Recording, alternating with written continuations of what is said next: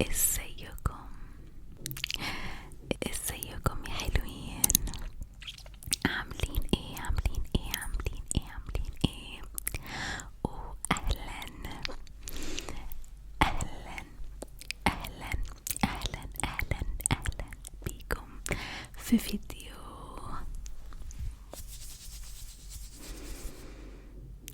جديد.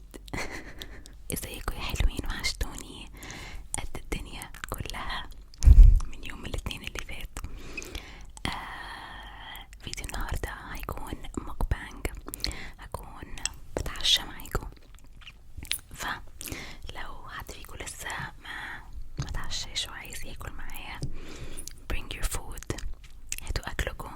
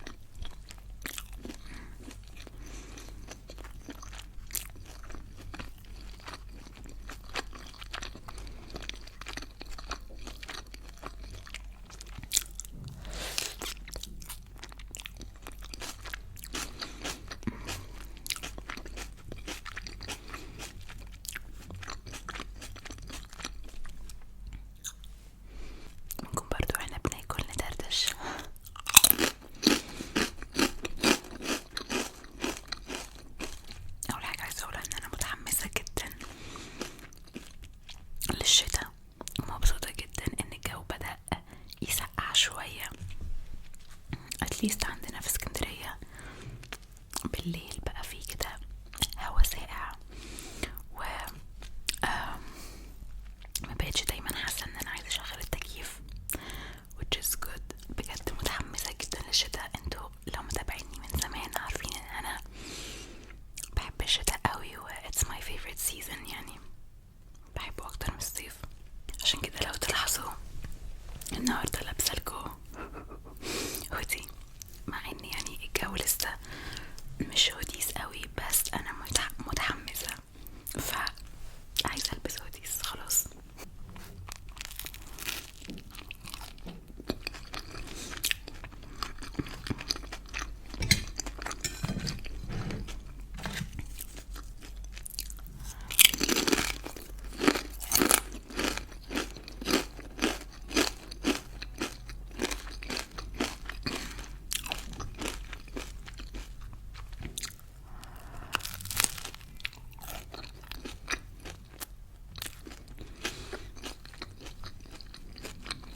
كان المفروض اجيب منديل معايا، نسيت.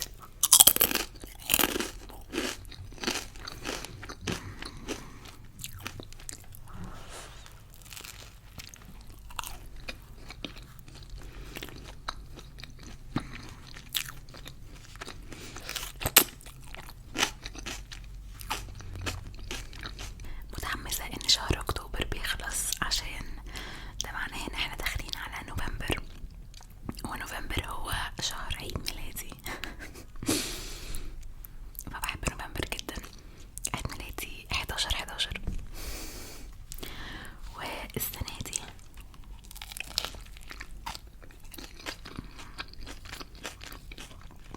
لو حد عنده فضول هتم 29 سنة.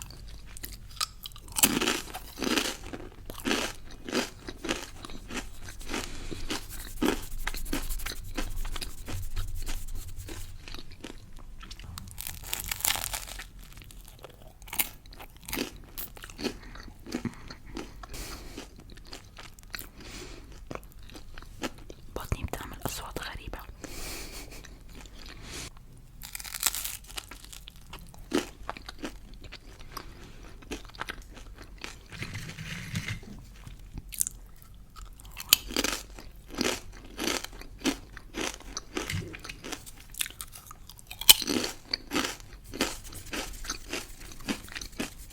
الفترة اللي فاتت فكرت كذا مرة ان انا اخد بريك من السوشيال ميديا، مش يوتيوب عشان بس محدش يتخض فيكو، مش قصدي على الابلودينج بتاع يوتيوب وان انا انزل محتوى، انا اقصد ان انا اخد سوشيال ميديا بريك لنفسي انا كشخص بيكونسيوم السوشيال ميديا. يعني اعمل سوشيال ميديا ديتوكس، بمعنى ان انا ما افتحش انستجرام خالص، ما اتفرجش على ريلز، ما افتحش تيك توك، اعمل دي اكتيفيت للاكاونتس، او اتليست اعمل هايد للابليكيشنز على الموبايل في حته مش باينه، وما افتحش الابليكيشنز دي. علشان الفتره الاخيره بدات احس ان السوشيال ميديا بدات تبقى شويه توكسيك، يعني سامه وانا كده عارفين ان السوشيال ميديا كان بي توكسيك او ممكن تبقى سامه لبعض الناس او لكل الناس تقريبا، حتى لو انتم مش حاسين انها بتأثر عليكم، بس هي بتأثر. مش بيجيلي فترات كده بحس اللي هو كفاية، يعني اللي هو بشوف حاجات معينة كده على السوشيال ميديا بحس اللي هو I need a break محتاجة اخد بريك من هذا العبث، فاهمين قصدي؟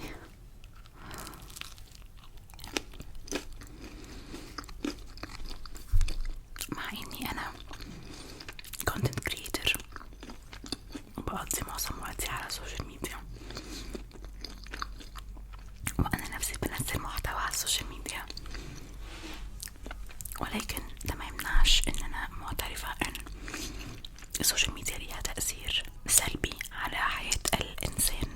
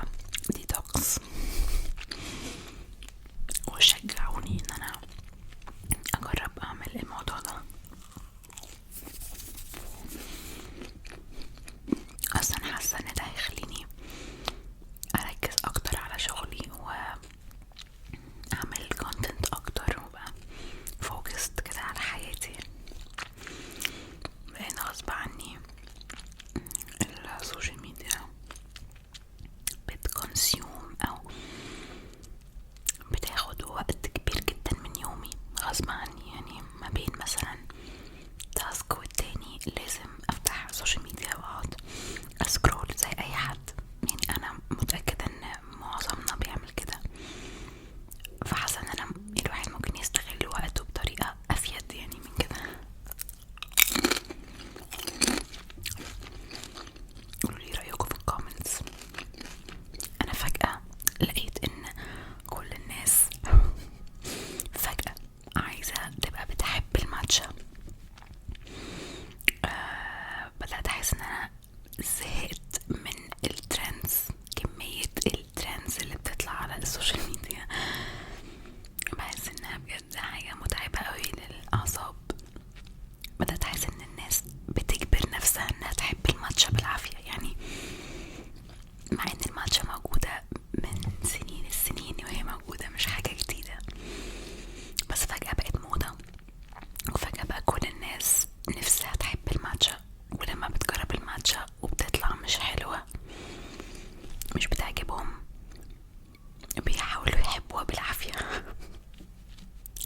يعني انتوا متخيلين لدرجة ايه؟ يعني عشان هي بس مجرد انها ترند، واللي بيشرب ماتشا دلوقتي فيري كول اكتر من اللي بيشرب قهوة عادي جدا زي ما احنا متعودين. الناس بتجبر نفسها انها تحب الماتشا. يعني it's either you like it or you don't. يعني اما بتحبي الماتشا اما مش بتحبي الماتشا. انا مثلا لما جربت الماتشا حبيتها جدا، وعلى فكرة مجربها من زمان قوي قوي قوي. اول مرة جربتها خالص تقريبا كان برا مصر يعني، وبعدين لما بدأت تبقى موجودة في مصر اكتر، مش عارفة من 3 سنين مثلا، كنت بجيبها على طول وكنت بحبها جدا. فجأة بقت ترند وبقى الناس كلها عايزة تحب الماتشا. كيف فاضل النص التاني من الساندوتش.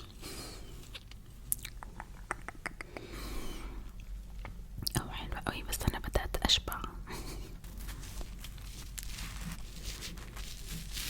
كانت العيش وهمي، العيش احلى من اللي جوه الساندوتش.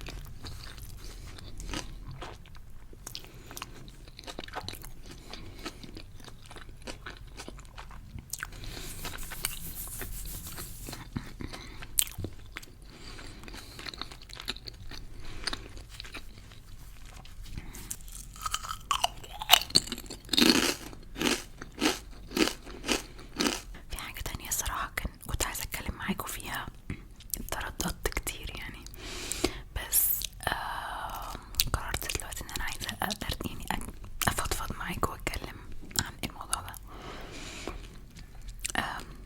بدأت احس ان في نسبة كبيرة جدا منكم، من اللي بيتفرجوا على الفيديوهات بتاعتي، بدأوا يحسوا ان انا مش بجدد في فكرة الكونتنت. بدأوا يحسوا ان هم زهقوا من تكرار، او شايفين ان انا في تكرار في الافكار المحتوى، ان انا مش بعمل حاجة جديدة، مش بحط effort عشان احسن من المحتوى. وعرفت ده لاني انتوا عارفين انا لما بحط فيديو جديد لازم اقعد اقرا في الكومنتس اللي انتوا بتسيبوها على الفيديو. بقرا كل كومنت بجد يعني بعناية، ببقى مهتمة جدا اعرف رأيكم في الفيديو، وحتى هتلاقوني على طول بعمل لايك لكل كومنت، لاني فعلا بقرا كل كومنت، مش مجرد اني بحط لايك وخلاص. فبقى يجيلي كومنتس مش كتير قوي، بس على كل فيديو بلاقي كام كومنت كده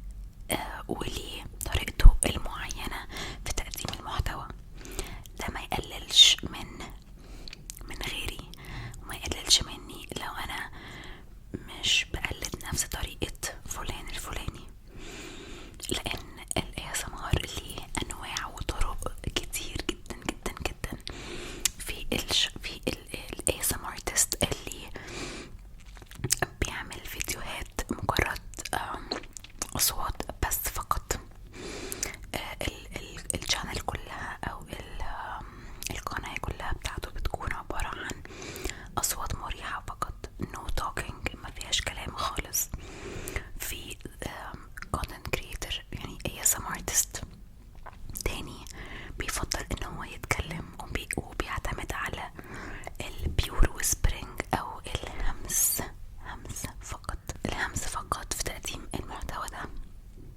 اوكي، ومش بيهتم قوي بالاصوات او التريجرز، يعني التريجرز الصريحة اللي هي مثلا تابينج، فيس براشنج، مايك براشنج. مش بيهتم بالتريجرز، ولكن بيهتم بصوته فقط، الهمس بتاعه فقط. وفي انواع من ال ASMR artists التانيين بيعتمدوا على الرول بلايز او التمثيل او تمثيل الشخصيات بطريقة ال ASMR اللي هو الرول بلاي اللي كلكم عارفينه وبتحبوه.